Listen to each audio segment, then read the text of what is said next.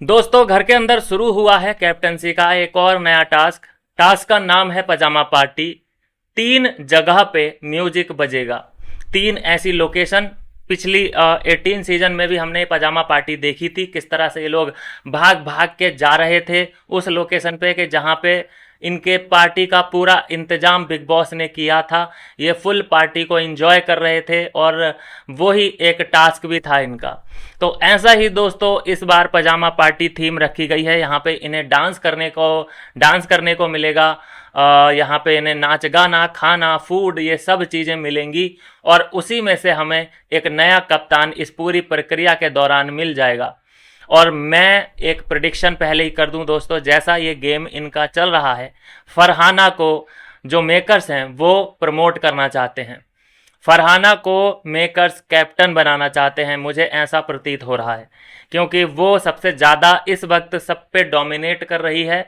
सबसे ज़्यादा गाली गलौज वोकल है वो, सबसे ज़्यादा बदतमीज़ी से वो बात कर रही है। कोई भी उससे भिड़ना लड़ना नहीं चाहता, इसीलिए उसको प्रमोट किया जा रहा है। जो शांत रहेगा, जो चुपचाप रहेगा, जो कंटेंट नहीं देगा, जो गंदगी नहीं फैलाएगा, उसका बिग बॉस में कोई काम नहीं है और बिग बॉस उसका कुछ नहीं कर सकते। लेकिन जो मसाला देगा, जो गाली गलौच और गंदगी फैलाएगा, बिग बॉस उसको सर आंखों पे बिठा के रखते हैं।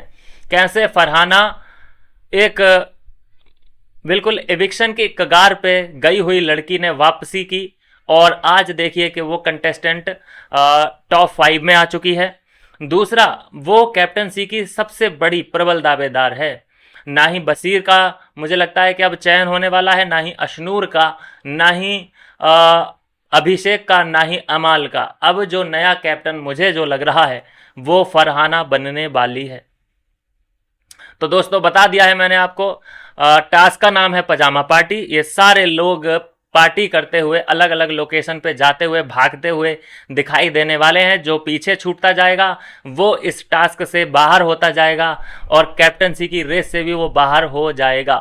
और जो अंदर जाता रहा, खाता रहा, पार्टी एंजॉय करता रहा, उसका सफ़र जारी रहेगा। कंटेंडर सिर्फ एक मिला है, वो है फरहाना। बाकी सारे लोग इस लिस्ट में हैं जो कैप्टनसी की दावेदारी पेश करेंगे। खबर यह भी है कि अभिषेक भी इस दावेदारी में शामिल हो चुके हैं, क्योंकि अभिषेक को जो सबसे पहले खबर थी ये कि भाई उसकी कैप्टनसी कोई पसंद नहीं कर रहा है। कैप्टनसी को सभी लोगों ने बिल्कुल फ्लॉप बता दिया है, लेकिन अभी ऐसा कुछ नहीं है। ना जाने कैसे गेम चेंज हुआ है, जिसमें मेजॉरिटी ने ये कहा है कि भाई हम अभिषेक की कैप्टनसी से खुश हैं।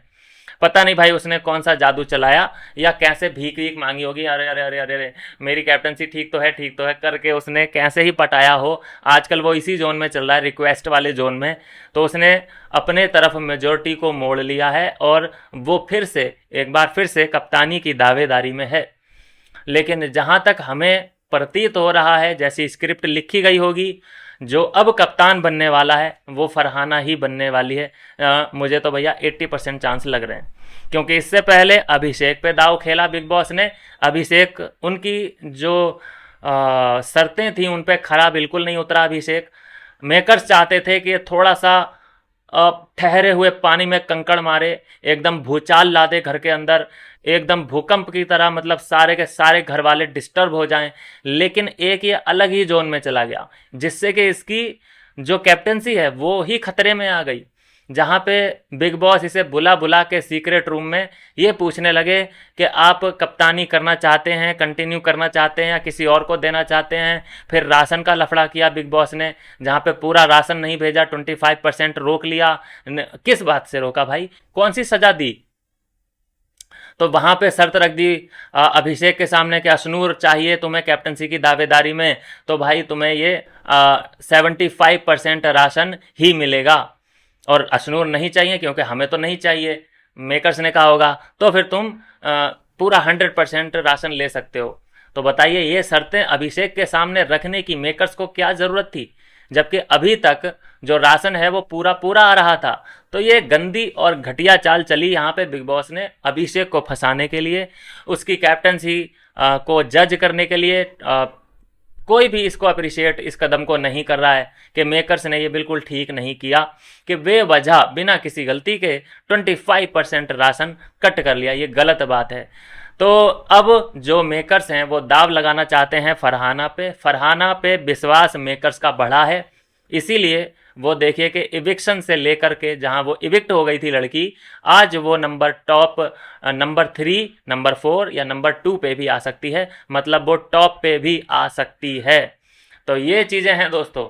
यहाँ जितना गंद फैलाओगे, जितना वोकल रहोगे, जितना अपने मुद्दों पे अड़े रहोगे, जितना चीख चिल्ला के बोलोगे, उतना ही तुम्हारी यहाँ जर्नी सेफ एंड सिक्योर और लॉन्ग होगी। और अगर रहोगे अपने में ही चुप चुप चुप, तो फिर नतालिया, नगमा, ये आपके सामने एग्जाम्पल है ही। मिलते हैं दोस्तों नेक्स्ट वीडियो में नई अपडेट के साथ।